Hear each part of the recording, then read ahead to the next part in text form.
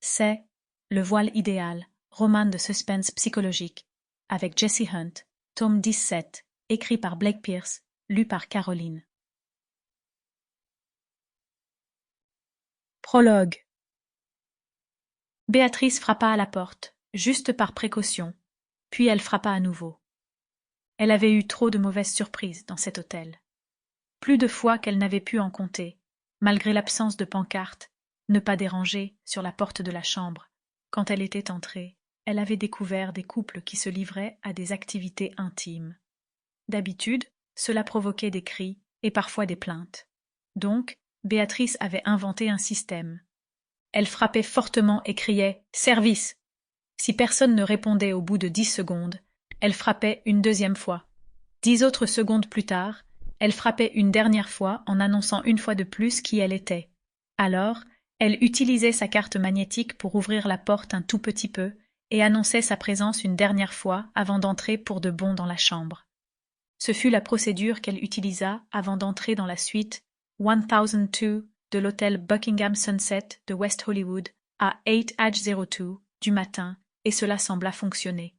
Elle ouvrit la porte et entra pour examiner la chambre avant de déterminer ce qu'il fallait faire. La suite 1002 était une des 6 suites du 10e étage.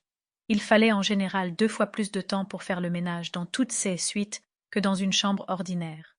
Béatrice traversa le petit vestibule, puis entra dans le salon principal de la suite, espérant qu'il n'y aurait pas trop de saleté.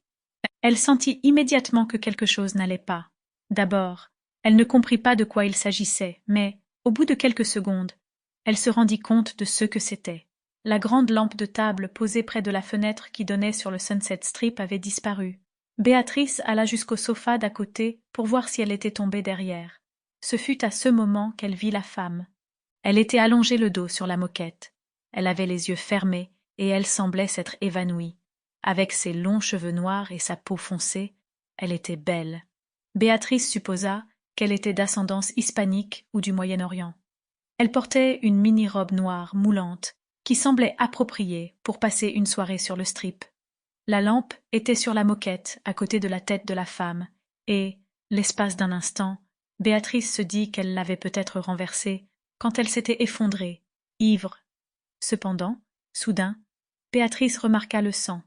Formant une mare sous le derrière de la tête de la femme, il brillait légèrement dans la lumière matinale. Béatrice se figea un moment, ne sachant quoi faire.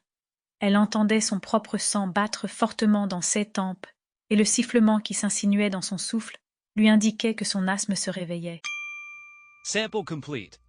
Ready to continue?